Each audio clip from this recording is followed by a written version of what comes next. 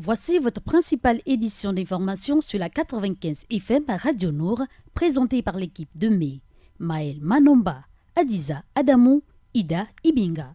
Bon confort d'écoute. Assalamu alaikum auditeurs de Radio Nour, Maël Manomba de Mouabi à la présentation et Axel Koumba à la mise en onde. Au lendemain de l'appel à la sérénité au sommet de l'État, c'est par le biais d'un point de presse donné nuitamment que le gouvernement, par la voix de son ministre de la Communication, porte-parole du gouvernement, Edgar Anissé Mbumbu Miyako, a informé de la présence effective de son premier cas de patient atteint de coronavirus, le Covid-19, au Gabon. Il s'agit d'un Gabonais de 27 ans en provenance de Bordeaux en France. Toujours avec les communiqués, c'est par le biais d'un autre diffusé le jeudi 12 mars dernier que Gabon Télécom a tenu à rassurer l'opinion sur le rétablissement du réseau fixe Internet.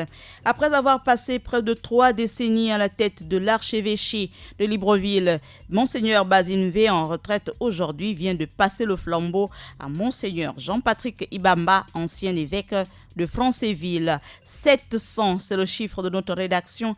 Il s'agit de 7 siècles. On en parle derrière la transition, avant la page musulmane et l'international avec Ida Ibinga et Adiza Adamou. Radio Nour, il est 16h.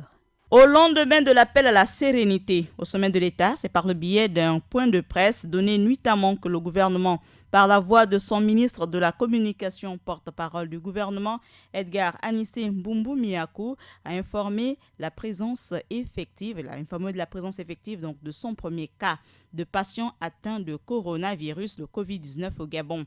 Il s'agit d'un Gabonais de 27 ans en provenance de Bordeaux en France. À son arrivée à l'aéroport international Léomba de Libreville, il a été thermoflashé mais ne présentait aucun signe. C'est le lendemain qu'il a commencé à manifester les signes du Covid-19, à savoir une toux, des difficultés respiratoires et une fièvre. Les examens réalisés au Centre international de recherche médicale de Francéville, le SMIF, ont confirmé la positivité du patient au Covid-19.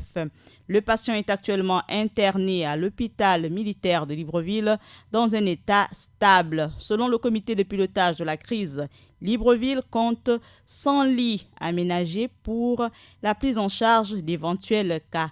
Les services de santé militaire sont mobilisés pour créer un hôpital de campagne du côté du Cap Esterias en cas d'une épidémie grave dans le pays. Depuis le 9 mars en soirée jusqu'au jeudi 12, les abonnés de l'Internet fixe Gabon Télécom ont été privés de connexion. Dans un communiqué le 11 mars, Gabon Télécom a indiqué que cette situation est consécutive à une double coupure intervenue sur le câble SAT3 et sur son lien de restauration nominale ACE coupé au niveau de la Mauritanie. C'est par le biais d'un communiqué diffusé le jeudi 12 mars dernier que Gabon Télécom a tenu à rassurer l'opinion sur le rétablissement du réseau fixe Internet. Gabon Télécom a réitéré ses excuses pour la gêne occasionnée tout en remerciant les patients, tout en remerciant la patience et la compréhension de ses clients. C'est désormais Monseigneur Jean-Patrick Ibamba, ancien évêque de Francéville, qui a été nommé comme archevêque de Libreville. L'annonce de changement a été faite par Basile V. Engon durant une messe dite le jeudi 12 mars dernier à la cathédrale Sainte-Marie de Libreville. Après avoir passé près de 3 décennies à la tête de l'archevêché de Libreville, Basile V, en retraite aujourd'hui, vient de passer le flambeau à un de ses collègues prêtres. De 2010 à 2012, Jean-Patrick Ibamba a dirigé l'école catholique et aumônier général des instituts catholiques éducation en qualité de directeur national adjoint. Il a été ordonné prêtre en juillet 1998 pour l'archidiocèse de Libreville. Il a été vice-recteur du séminaire majeur. Saint-Augustin à Libreville, puis recteur du petit séminaire Saint-Jean et curé de paroisse. De 2004 à 2009, il a suivi des études de droit canonique à Rome. Né le 18 avril 1966 à Libreville pour sa formation sacerdotale, il a été envoyé par son évêque à Brazzaville, capitale du Congo, puis à l'université uranienne de Rome de 1993 à 1998. 700, je le disais en entrée, c'est le chiffre de la rédaction. 700, c'est bien notre chiffre. Sachez qu'au Gabon, une grotte pourrait révéler des secrets vieux de 700 ans.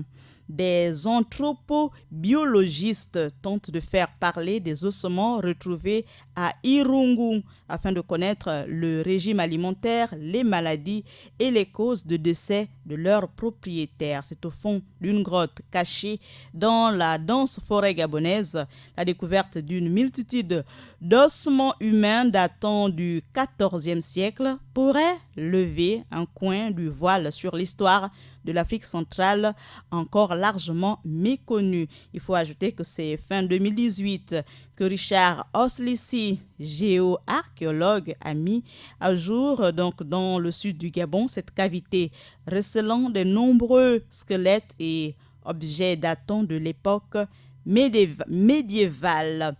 À présent, j'invite Hadiza Adamou, donc après avoir présenté cette note scientifique, Hadiza Adamou de Njolé pour la page musulmane. Assalamu alaikum Hadiza. Wa alaikum salam Maël. 4 titres font l'actualité du jour dans le monde musulman. En Guinée, la population de Conakry a rendu un vibrant hommage aux footballeurs de l'Étoile guinéen. En Libye, la conférence interlibyenne est prévue en juillet 2020 dans la capitale éthiopienne. En Tunisie, la population se rue sur l'ail pour se protéger du coronavirus. Et au Moyen-Orient, l'Iran demande de l'aide au FMI pour faire face au coronavirus. On ouvre la page musulmane du jour en Guinée avec ce vibrant adieu aux footballeurs de l'Étoile guinéen à Conakry. En Guinée, des obsèques nationales ont eu lieu à Conakry en mémoire des 10 victimes de l'accident de la route qui a décimé l'équipe de seconde division Étoile de Guinée jeudi dernier. Lors d'une cérémonie en présence de la première dame, du premier ministre et de plusieurs membres du gouvernement, un dernier hommage a été rendu aux adolescents à la carrière trop vite écourtée. La foule était nombreuse aux abords de ce stade du 28 septembre, partagé entre émotion, colère et indignation contre les accidents de la route qui ne cessent d'endeuiller le pays. En Libye, la conférence interlibyenne se tiendra en juillet 2020 à Addis Abeba.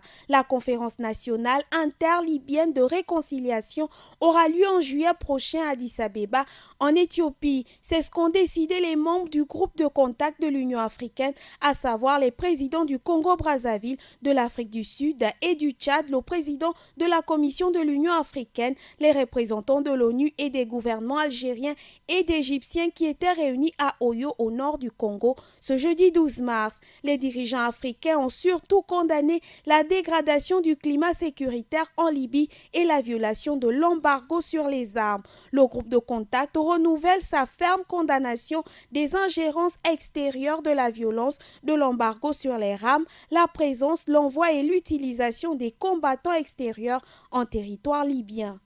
En Tunisie, c'est la ruée vers l'ail pour se protéger du coronavirus.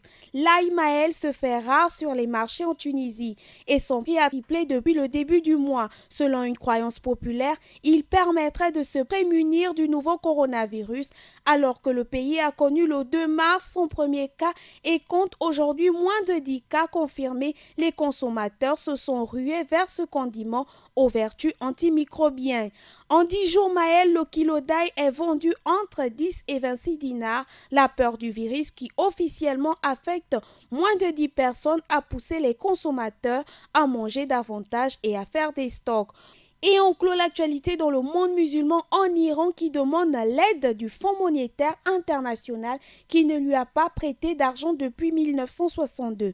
Le nombre de personnes contaminées a encore augmenté en Iran, dépassant le chiffre de 10 000 personnes alors que les autorités font état de 429 morts depuis le début de l'épidémie. L'Iran a demandé à bénéficier d'une aide de 5 milliards de dollars au FMI et la levée immédiate de toutes les sanctions américaines. On clôt l'actualité dans le monde musulman en Iran qui demande l'aide du Fonds monétaire international qui ne lui a pas prêté d'argent depuis 1962. Le nombre des personnes contaminées a encore augmenté en Iran, dépassant le chiffre de 10 000 personnes alors que les autorités font état de 429 morts depuis le début de l'épidémie. L'Iran a demandé à bénéficier d'une aide de 5 milliards de dollars au FMI et la levée immédiate de toutes les sanctions américaines. Le chef de la diplomatie iranienne a demandé dans une lettre au Fonds monétaire international une aide urgente de 5 milliards de dollars pour lutter contre le coronavirus. C'est la première fois depuis près de 60 ans que l'Iran présente une telle demande au FMI. Voilà Maëlle, comment se porte ce jour le monde musulman. Sur ce, je vous dis assalamu alaikum. Wa alaikum salam. Adiza Adamou, à présent nous allons inviter Ida Ibinga pour un autre tour du monde de l'actualité. Hors du monde musulman, nous irions du côté du Brésil pour parler de la diplomatie gabonaise. Les diplomates gabonais expulsés des résidences au Brésil. On parle toujours du coronavirus. Un deuxième cas en République démocratique du Congo. Les mesures annoncées peinent à rassurer la population. Et du côté de la Côte d'Ivoire, le pays des éléphants, le RHDP choisit Amadou Koulibaly comme candidat à la présidentielle. Les détails, c'est avec Ida Ibinga. Assalamu alaikum Ida. Wa alaikum salam Maëlle. Voici le développement des titres. Le Gabon vient de voir plusieurs de ses diplomates affectés au Brésil être mis à la porte pour non-paiement de résidence. C'est le sens de la correspondance adressée par l'ambassadeur du Gabon au ministre des Affaires étrangères. Dans un courrier daté du 28 février dernier, son Excellence Jacques Moloutbel saisit le ministre pour lui faire état de cette situation. Notons que si l'ambassadeur du Gabon au Brésil se dit impuissant devant cette situation, il attend désormais du ministre des mesures pour pallier à cette situation désagréable. Affaire à suivre. On parle du coronavirus, un deuxième cas en République démocratique du Congo. Les mesures annoncées peinent à rassurer la population. Un deuxième cas du coronavirus a été confirmé en République démocratique du Congo. Une réunion d'urgence sur le coronavirus est tenue le jeudi 12 mars dernier. Des décisions ont été prises par les autorités, mais les mesures annoncées ne semblent pas rassurer les Quinois. Il s'agit d'un sujet camerounais. Il se trouve dans une institution hospitalière de la place pour une prise en charge. Le ministère de la Santé exhorte une fois de plus la population au respect strict d'hygiène. Toujours en Afrique, cette fois-ci du côté de la Côte d'Ivoire, le RHDP choisit Amadou Koulibaly comme candidat à la présidentielle. Le RHDP a désigné son candidat pour la présidentielle du 31 octobre prochain. Sans surprise, il s'agit du Premier ministre Amadou Koulibaly. Il a été désigné par le consensus le jeudi dernier au soir à l'occasion du conseil politique extraordinaire du parti, initialement prévu pour choisir un mode de désignation et expliquer aux militants le choix d'Alassane Ouattara de ne pas briguer un troisième mandat. Ces derniers jours, Alassane Dramane Ouattara a démontré son goût pour la surprise et la stratégie du contre-pied. Peu de gens savaient en effet que jeudi après-midi, ce conseil sera en fait l'intronisation du candidat du RHDP, Amadou Koulibaly. Merci Maëlle, merci fidèle lecteur, c'est tout pour cette page internationale. Merci Diboti. Ida Ibinga, on retient dans l'actualité que Gabon Télécom a réitéré ses excuses pour la gêne occasionnée tout en remerciant la patience et la compréhension de sa clientèle. Désormais, c'est Monseigneur Jean-Patrick Ibamba, ancien évêque de Franceville, qui a été nommé comme archevêque de Libreville. En lieu et place de Monseigneur Basile Mvé, qui va désormais à la retraite, et le gouvernement gabonais qui se lance toujours à la recherche de son patient zéro du coronavirus. Actuellement, le patient est interné à l'hôpital militaire de Libreville dans un état stable. Merci de nous avoir suivis sur Radio Nour. L'actualité, c'est à 16h, à 20h, à 23h et à 8h. Et bien sûr, sur nos chaînes en ligne YouTube et Facebook. Bon confort d'écoute, bon vendredi. Assalamu alaikum. C'était votre édition d'information sur Radio Nour 95 FM. Présenté par l'équipe de mai, Maëlle Manomba, Adiza Adamou, Ida Ibinga. À la réalisation, Axel Kumba. Merci d'avoir choisi Radio Nour pour vous informer. Assalamu alaikum.